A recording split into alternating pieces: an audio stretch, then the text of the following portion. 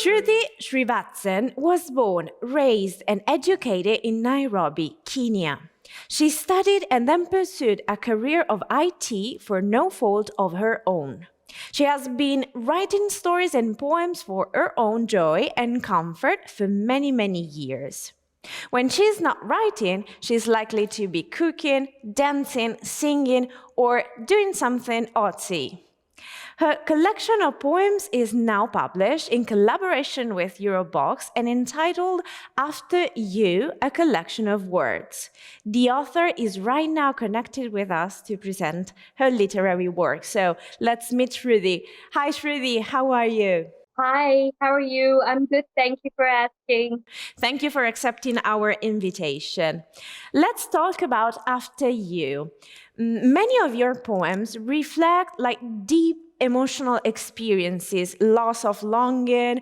What inspired you to explore this theme so intensely, and how do you hope that readers will relate to them? I think it's come from a personal space. I lost my mom in 2011, and during COVID, I had a lot of losses in my life, and a lot of friends had a lot of losses. And I think it all just kind of culminated into words, because words were such a good way for me to express a lot of the emotions I was seeing around me and feeling myself. So that's where the inspiration for the book came. As for what I want the readers to get out of it, I hope that they can relate. You know, there's a lot of pressure these days to always be happy and chirpy and get over things. And I hope that these words kind of allow someone to feel that loss and feel those emotions and, feel like, okay, I'm not alone here. Okay, I want to take as example the poem Contemplation. Contemplation captures the internal conflict of missing someone while imagining their life without you. How do you personally navigate the balance between such vulnerability and emotional resilience in your writing?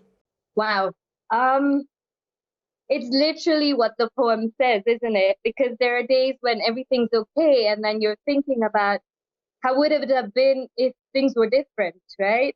Or you're thinking about, I wonder if someone else is actually thinking about me the way I'm thinking about them. So as for navigating it, I think it's just, you just get through it. You take a minute, process it, and write about it in my case. And then, you move on to the next moment.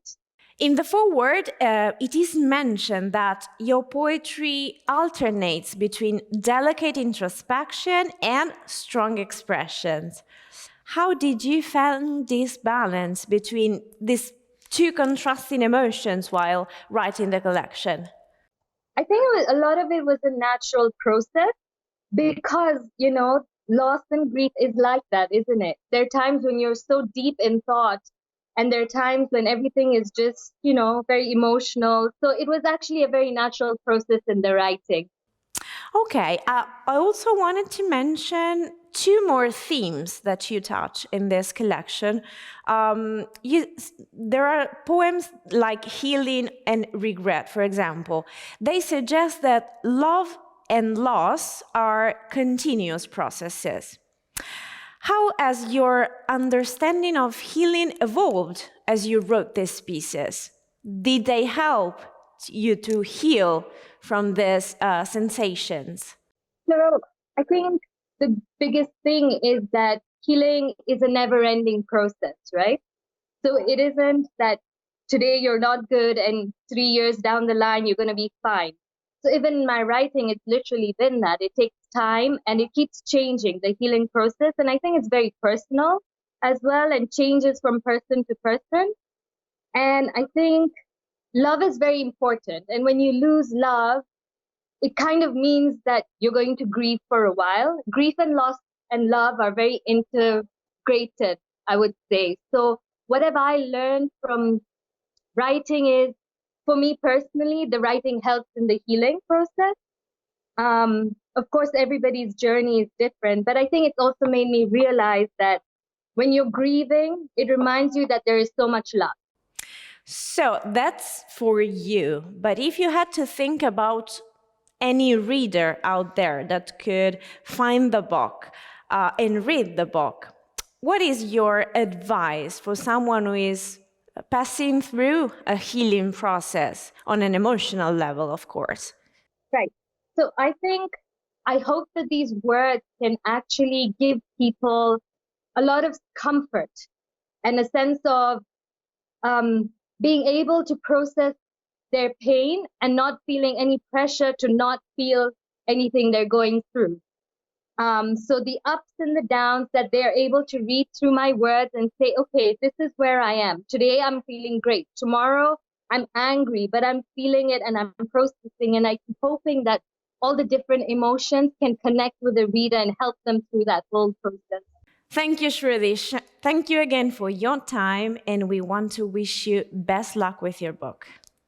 Thank you so much for the opportunity. It's been great working with all of you, and I look forward to more things together. Thank you. After You, a collection of words, takes the reader on a journey of emotions and thoughts. A compilation with varied hues and shades, these verses tell the story of the powerful hold of love and the daily struggles faced in the aftermath of loss. After You, a collection of words written by Shruthi Srivatsan, is now available in bookstores and digital platforms, a publication by Eurobooks.